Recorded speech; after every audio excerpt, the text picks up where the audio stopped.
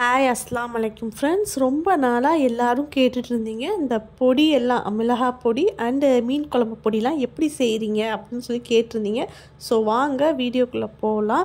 ஆக்சுவலாக இந்த இன்க்ரீடியன்ட்ஸ் எல்லாமே நம்ம வந்து 100 கிராம் வந்து எடுத்துக்கணும்.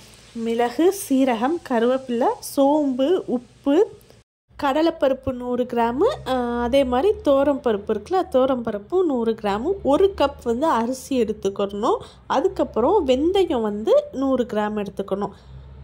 மல்லி வந்து தனியான்னு சொல்லுவாங்க, அது வந்து 1 கிலோ எடுத்துக்கோங்க.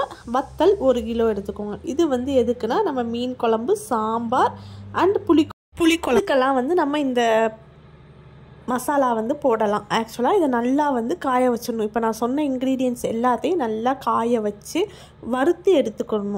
வறுக்கணும். நல்லா வந்து எப்படி கலர் சேஞ்ச் ஆகிற மாதிரி வறுக்கணும். மல்லி கொஞ்சம் சூடேற வரைக்கும் வறுக்கணும்.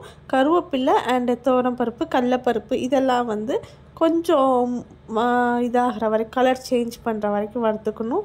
வெந்தயம் வந்து நல்லா கருப்பு கலரில் வர வரைக்கும் வந்து வறுக்கணும். அரிசி வந்து நல்லா பொரிஞ்சோடனே எல்லாத்தையும் எடுத்து ஒரு சட்டியில் வந்து மிக்ஸ் பண்ணி வச்சுக்கோங்க. இது எல்லாமே வந்து நம்ம எவ்வளோ எடுக்கிறோம் அப்படின்னா 100 கிராம் எடுக்கிறோம். மல்லியும் வத்தலும் மட்டும் 1 கிலோ வந்து எடுக்கிறோம்.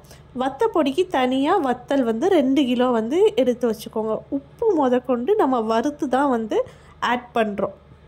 ஓகேவா? எல்லாத்தையும் ஆட் பண்ணிவிட்டு கொஞ்சம் மிக்ஸ் பண்ணி கொஞ்சம் நேரம் வச்சுருங்க. இப்போது நம்ம மசாலா திரிக்கிறதுக்காண்டி நானும் மாமியும் சேர்ந்து வண்டியில் போய் மிஷினில் திரிச்சிட்டு வந்துட்டோம். ஸோ இது மாதிரி நீங்களும் திரித்து பார்த்துட்டு குழம்பெல்லாம் என்ன டேஸ்ட்டில் இருக்குதுன்னு சொல்லி கமெண்ட் பண்ணுங்கள். நிறையா பேர் வந்து கேட்டிருந்தீங்க அந்த பொடியெல்லாம் என்னென்ன இதுக்கு யூஸ் பண்ணுறீங்க அப்படின்ட்டு. இதான் வந்து இன்க்ரீடியன்ட்ஸ். ஸோ நீங்களும் போட்டுட்டு எப்படி இருக்குன்னு சொல்லி கமெண்ட். பை.